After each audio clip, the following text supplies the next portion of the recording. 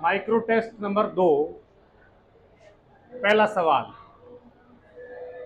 विस्थापन समय ग्राफ का ढाल किसको निरूपित करता है? देखो, एक्स टी ग्राफ का जो ढाल है ना, वो वेग को रिप्रेजेंट करता है। वीटी ग्राफ का जो ढाल है वो किसको रिप्रेजेंट करता है? त्वरण को। तो विस्थापन समय ग्राफ का जो ढाल है वो वेग को निरूपित करेगा। B option is right. दूसरे प्रश्न के अंदर है विस्थापन समय ग्राफ का एरिया। विस्थापन समय ग्राफ का क्षेत्रफल किसको व्यक्त करता है? देखिए, विस्थापन समय, वेग समय, त्वरण समय, अगर इनके एरिया की बात करें, क्षेत्रफल की बात करें, इनके द्वारा जो क्षेत्रफल है,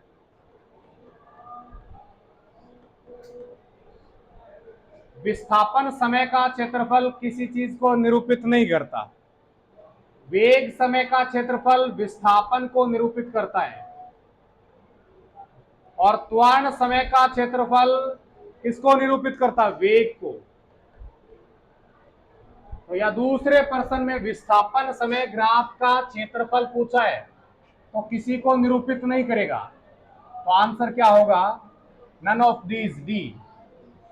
त्वरण समय ग्राफ का क्षेत्रफल किसको निरूपित करता है? त्वरण समय ग्राफ का क्षेत्रफल वेग को निरूपित करता है, तो वेग राइट आंसर। tan का अवकलन sec स्क्वायर होता है। tan का अवकलन sec स्क्वायर होता है, लेकिन इसमें sec x है, इसमें sec 2x है, इसमें tan 2x है। तो राइट आंसर इसमें है ही नहीं, none. None of this, none नहीं, नन ऑफ दिस।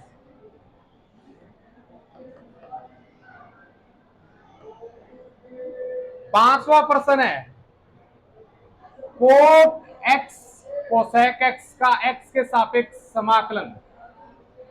अवकलन जानते अपने किसका? कोसेक का अवकलन क्या होता है?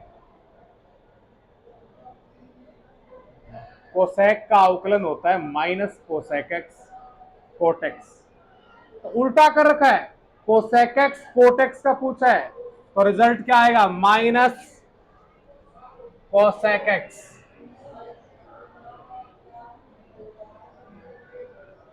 तो इसका आंसर होगा पांचवें का सी।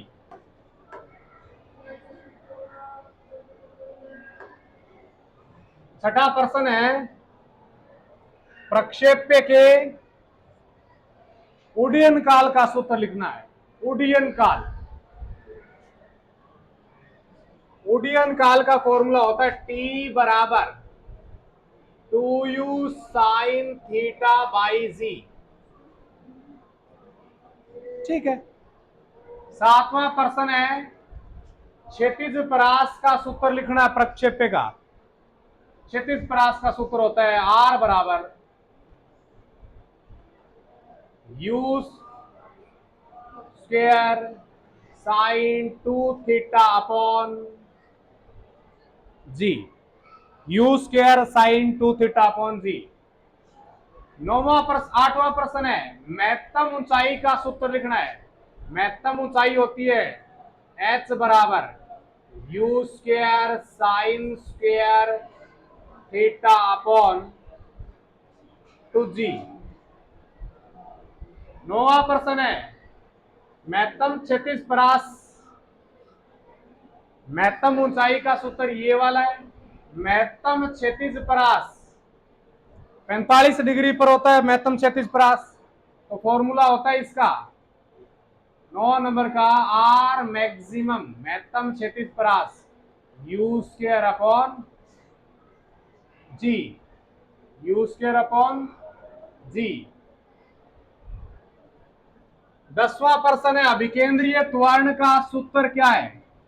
ए सी बराबर होता है बी स्क्वायर अपॉन त्रिज्या। एक समान वृत्तीय गति, 11 नंबर प्रश्न, एक समान वृत्तीय गति में चाल और वेग के मान में किसका मान कांस्टेंट रहता है? वेग तो अपनी दिशा बदलता रहेगा, वेग नियत नहीं रहता, केवल और केवल कौन नियत रहेगा? चाल नियत रहेगी। 12 नंबर प्रश्न, अभिकेंद्रीय बल की दिशा किधर होती है? हमेशा त्रिज्य दिशा में होती है, केंद्र की ओर, केंद्र की ओर लिख दो, या फिर त्रिज्य दिशा में, सेंटर की तरफ।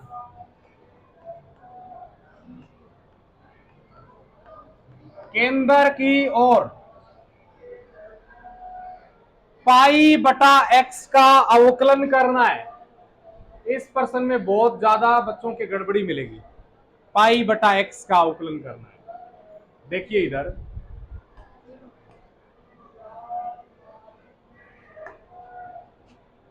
अवकलन करना था पाई बटा एक्स का। एक्स को ऊपर ले जाओ, एक्स को ऊपर ले जाओ तो D by D x pi x की पावर -1। पाई तो एक संख्या है जो गुणा में है, पाई को तो बाहर ले सकते हो, और रिजल्ट आएगा क्या? D by D x x की पावर -1। और मेरे को फॉर्मूला मालूम है कि D by D x x की पावर एन, एन एक्स की पावर n -1। एन किसे क्या है? -1, यहां पर लिख सकते हैं -1। तो क्या आएगा रे? पाई एक्स एन, एन की वैल्यू कितनी? -1, -1 एक्स की पावर -1 एन -1। ये हो गया भाई, माइनस का निशान आएगा, माइनस पाई एक्स की पावर -2, माइनस पाई एक्स की पावर -2। या फिर ये लिखना चाहो तो ये भी आंसर दे सकते हो, ये ठीक है।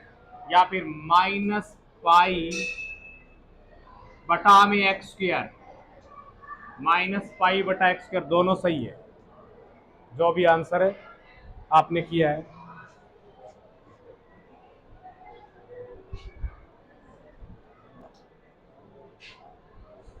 नेक्स्ट सवाल है 14 नंबर। नेक्स्ट सवाल 14, ऐसा सदिश जिसकी दिशा केवल एक्स दिशा में होती है। अब देखो भाई, इधर प्लस की एक्स होती है, इधर माइनस की एक्स, इधर प्लस की वाई, इधर माइनस की वाई। यहां पर केवल प्लस का एक्स है। इधर वाली साइड का जो वेक्टर होता है ना, वो होता है आई कैप। तो इसका राइट आंसर होगा वो आई कैप। nवें सेकंड में 15 नंबर प्रश्न, nवें सेकंड में तय की गई दूरी का सूत्र SNTH।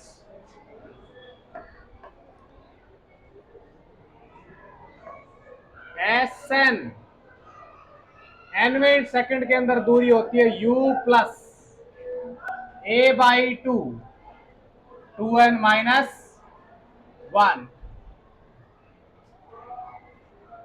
ये वाला फॉर्मूला होगा।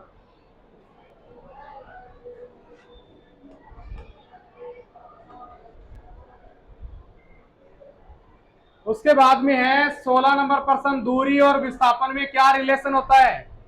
दूरी का मान विस्थापन के बराबर हो सकता है और दूरी का मान विस्थापन से बड़ा भी हो सकता है, छोटा कभी नहीं होता। तो यहां पर लिखना था दूरी ग्रेटर देन इक्वल टू विस्थापन, ये कनेक्शन होता है। दूरी ग्रेटर देन इक्वल टू विस्थापन। फिर है कोस 53 डिग्री का मान, कोस 53 डिग्री का मान ऐसे निकालते हैं। अपने पास में एक ट्राइंगल होता है,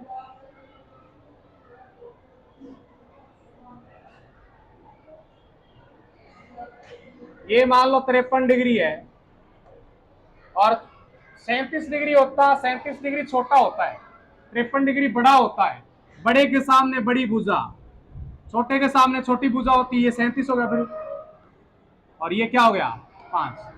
कोस पूछा है, थीटा के सामने होता है वो लंब होता है, और ये छोटी वाली भुजा आधार होगी, ये वाली भुजा कर्ण होगी। कोस थीटा होता है आधार बटे कर्ण।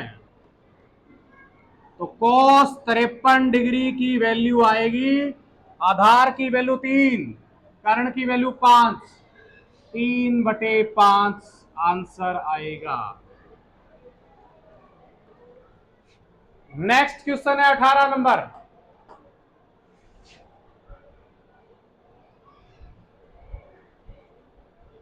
वेग का अवकलन, अगर मैं वेग को अवकलन करूं dv बाई dt, तो मेरे को क्या प्राप्त होगा, एक्सेलरेशन, त्वरण प्राप्त होगा। वेग का जो अवकलन है वो कौन सी भौतिक राशि है, त्वरण है। और 19 नंबर प्रश्न और 20 नंबर प्रश्न है, एक में तात्क्षणिक वेग का सूत्र लिखना है, एक में तात्क्षणिक त्वरण का सूत्र लिखना है। देखो इधर,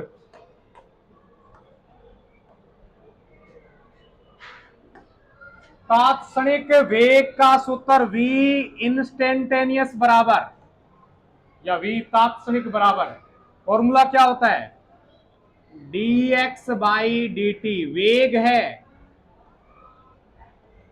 तो ये लिख सकते हो, या फिर इसका इंटरनल वर्जन अगर करें तो ये भी लिख सकते हो, limit delta T tends to 0 delta x by delta T. वेग है तो वेक्टर लगा देना, दोनों में से जो भी लिख के आए वो सही है। तात्क्षणिक त्वरण का सूत्र लिखना था, सेम का सेम कॉपी है, त्वरण आ गया तो त्वरण का जो सूत्र होता है ए बराबर, क्या होता है, ए बराबर में होता है dv बाई dt। ये इधर वेक्टर का निशान लगा दो, ये तात्क्षणिक आ गया इंस्टेंटेनियस। या फिर ऐसा भी लिख सकते हो, ये भी सही है, या फिर लिमिट लगा के करना चाहो तो लिमिट लगा के करना कर सकते हो आप। Limit delta T tends to 0 del v by del T. ऐसा कोई पर्सन नहीं है जो आपको नहीं करवाया, पैटर्न नहीं सिखाया। अभी कॉपी सारी चेक करनी है।